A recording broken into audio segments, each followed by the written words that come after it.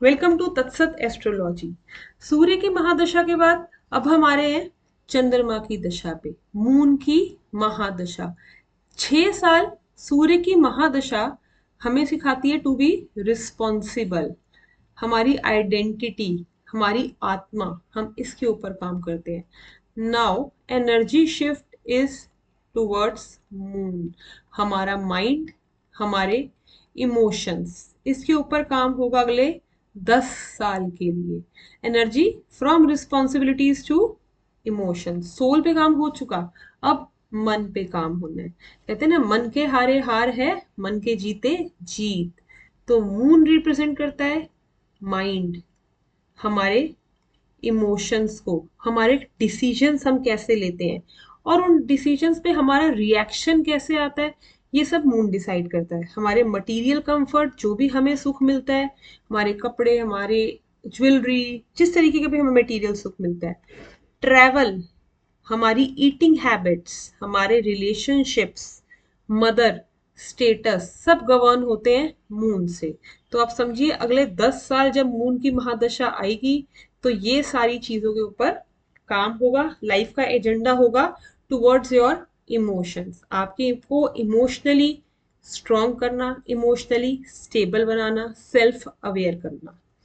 अगर हम दशा में देखें रिजल्ट्स प्लस या माइनस, तो मून एक बहुत ही सेंसिटिव प्लैनेट है। मून का एलिमेंट है वाटर, प्योरली इमोशन बेस्ड। ये एक बहुत सेंसिटिव प्लैनेट है, इसलिए हॉरोस्कोप में मून की प्लेसमेंट बहुत ज्यादा इंपॉर्टेंट होती है एनालाइज करना। क्योंकि मून जिसके साथ भी एसोसिएट होता है या कंजंक्ट होता है या उस पर जो भी एस्पेक्ट करता है, वो हमारे थॉट प्रोसेस को इम्पैक्ट करता है। और हमारे थॉट प्रोसेस से ही हम लाइफ में डिसीजंस लेते हैं, जो हमारी लाइफ को एक पैटर्न देता है। तो आप समझिए कि मून के साथ एसोसिएशन और रिस्पेक्ट कितना ज्यादा इंपॉर्टेंट है। इसलिए मून की दशा को एनालाइज करते हुए बहुत इंपॉर्टेंट है कि अपने हॉरोस्कोप में मून का स्ट्रेंथ, मून की प्लेसमेंट, मून की कंजंक्शन को देखना बहुत इंपॉर्टेंट है। क्योंकि वही आपके थॉट प्रोसेस को प्रॉपरली टोटली इन्फ्लुएंस कर रहा है कि आप किस डायरेक्शन में सोच रहे हो और कैसे डिसीजंस ले रहे हो और कैसे रिएक्ट कर रहे हो। एक स्टेबल माइंड मिलता है अच्छी दशा में।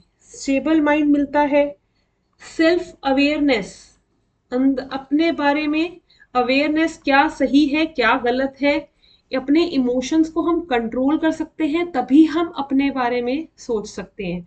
इमोशनल इंस्टेबिलिटी कभी भी कोई भी चीज सही तरीके से नहीं देखने देती।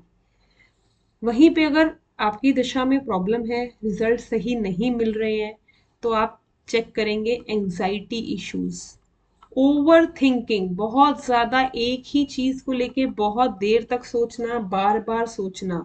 आप इमोशनली बहुत सेंसिटिव हो जाते हैं। Outburst of emotions are there, एकदम से इंस्टेंट रिएक्शन आता है किसी भी ट्रिगर पे, किसी भी इवेंट पे। और उससे क्या होगा, अगर हम ये सारी चीजों को कंट्रोल नहीं करेंगे तो आसपास के सारे रिलेशंस पर इसका इम्पैक्ट पड़ता है, अपने मेंटल हेल्थ पे इसका इम्पैक्ट पड़ता है, और अपने बिहेवियर पे, और आपकी सोसाइटी में।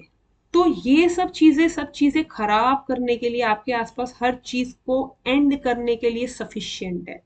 इसलिए एक stable healthy mind is very important for growth, for achieving your aim. Eating habits decide होती है मून की दशा में, हमें क्या खाना पसंद है, हम किस तरफ इंक्लाइन हो रहे हैं। ट्रैवल, बहुत ट्रैवल, अच्छा मून है, बहुत अपॉर्चुनिटीज मिलेंगी ट्रैवल के लिए। शॉर्ट ट्रैवल थर्ड हाउस से देखते हैं, लॉन्ग ट्रैवल नाइन्थ हाउस से देखते हैं। तो जहां से भी मून का कनेक्शन होगा वैसे आपके ट्रैवल होंगे। थर्ड हाउस से कनेक्टेड है तो short trips, frequent short trips होंगे। अब ये मन की दशा चल रही है, मून क्या है, मन। इस दशा में, अच्छी दशा में, मन की हर चीज पूरी हो सकती है। जो आप चाहें आप वो पा सकते हैं, क्योंकि आपके 10 साल आपके मन के हिसाब से चीजें होनी है। बट उसके लिए कंडीशन क्या है, आपके मन को स्ट्रांग होना, ताकि उसको जो भी चाहिए वो उसको अचीव कर सके। तो मन का स्ट्रांग होना बहुत इंपॉर्टेंट है।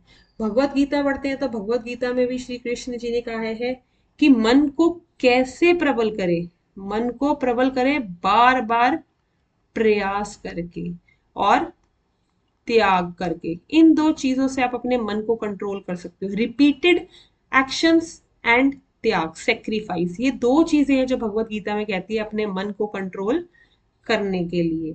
तो जब भी मून की दशा आती है, अपने इमोशंस को एनालाइज करें, अपने इमोशंस को समझें, इमोशंस को कंट्रोल करें। इसके लिए आप मेडिटेट कर सकते हैं। मून एक्सॉल्ट कहाँ होता है? मून एक्सॉल्ट होता है सेकंड राशि में, जिसका लॉर्ड है वीनस। तो मून को काम करने के लिए हमें क्या करना चाहिए? वीनस रिप्रेजेंट करता है म्यूजिक को, आर्ट को। तो मन को काम करने के लिए बहुत अच्छी एक रेमेडी कह लीजिए या एक एक्टिविटी कह लीजिए कि अच्छा म्यूजिक सुने, एज पर योर चॉइस। कुछ ना कुछ आर्ट कला में अपने आप को इन्वॉल्व करें। ये बहुत अच्छी एक्टिविटी है अपने मून को स्ट्रॉन्ग करने के लिए, क्योंकि मून को स्ट्रेंथ कहाँ से मिलती है? वीनस से, कला से। अच्छा music, music is a therapy for mind. तो मून की दशा में आपका अगर इंक्लिनेशन म्यूजिक की तरफ आ रहा है, म्यूजिक आपको काम कर रहा है, तो आप समझिए कि आपकी ये दशा बहुत अच्छी है और ये दशा रेडी है आपको आपके मन की हर चीज देने के लिए। लेकिन अगर तक अभी तक आप एंजाइटी, ओवर थिंकिंग को फेस कर रहे हैं, तो अपने मन पे काम करें, मन से शांत करें और आप कुछ सेल्फ अवेयरनेस, सेल्फ ग्रोथ की बुक्स रीड कर सकते हैं। ये भी माइंड को बहुत शांत करता है। बुक्स रिप्रेजेंट करती है जुपिटर को, और जुपिटर और मून का कॉम्बिनेशन अपने आप में बहुत स्ट्रांग होता है। तो अगर हम बुक्स रीड करते हैं during mahadasha of moon, self growth books, mind को कैसे काम करना है इससे रिलेटेड बुक्स रीड करते हैं, तो भी आपका मून बहुत अच्छा रिजल्ट देना स्टार्ट होता है। इस तरीके से प्लैनेट्स को सिर्फ उनके सिग्निफिकेटर से एनालाइज करके उससे अलाइन करते हैं, तो हमें उस प्लैनेट से रिलेटेड रिजल्ट अचीव होने स्टार्ट हो जाते हैं। ड्यूरिंग द महादशा वो प्लैनेट बहुत स्ट्रांगली एक्टिव होता है, वो अपने रिजल्ट्स देने के लिए रेडी होता है। उस वक्त अगर हम ये सारी एक्टिविटीज करते हैं तो इसके रिजल्ट हमें बहुत जल्दी और बहुत अच्छे से मिलते हैं। मून रिप्रेजेंट करता है वाटर को, वाटर हमारे इमोशंस हैं। तो अगर आप ट्रेवल कर रहे हैं तो वाटर बॉडी के पास ट्रेवल करें, थोड़ी देर पानी के पास जाके बैठे, पानी को वेस्ट बिल्कुल ना करें। जितना पानी डिस्ट्रीब्यूट कर सकते हैं पानी डिस्ट्रीब्यूट करें। इस ये सब छोटी छोटी एक्टिविटीज है जो माइंड को अलाइन करना स्टार्ट कर देती है। Mother is represented by moon. Mother हमेशा बच्चों का पोषण करती है। लेडीज, विमेन हमेशा मदर की, औरतों की इज्जत करें। औरतों की इज्जत करते हैं तो मन में वैसे भी शांति आती है। मदर की एडवाइस लें, जो भी काम करें, उनके पैर छुए, उनको इज्जत दे। ये सब चीजें बहुत हेल्प करती हैं किसी भी प्लैनेट की एनर्जी को अलाइन करने के लिए। रिलीजियस रेमेडीज में शिव जी रिप्रेजेंट होते हैं मून से। शिव जी की आराधना करें, शिवलिंग पर जल चढ़ाएं, ओम नमः शिवाय का जप करें। ये सब चीजें मून की दशा में बेसिक एक्टिविटीज हैं। इससे आप धीरे धीरे जब करते हैं तो आपका मन काम होता है, और जो ये दशा का प्रॉमिस है अपने मन की हर इच्छा पूरी करने की, वो ये प्रॉमिस फुलफिल होना स्टार्ट हो जाता है। क्योंकि पहले आप बहुत रिस्पॉन्सिबल थे, लेकिन अब आप धीरे धीरे क्या हो रहे हैं? इमोशनल। आप जा रहे हैं रिलेशनशिप्स की तरफ, सेल्फ से आप जा रहे हैं अदर्स की तरफ, दूसरों के लिए काम करेंगे। म्यूजिक, आर्ट में जितना इंटरेस्ट दिखाएंगे उतना ये दशा आपको अच्छे रिजल्ट देना स्टार्ट कर देती है। Thank you.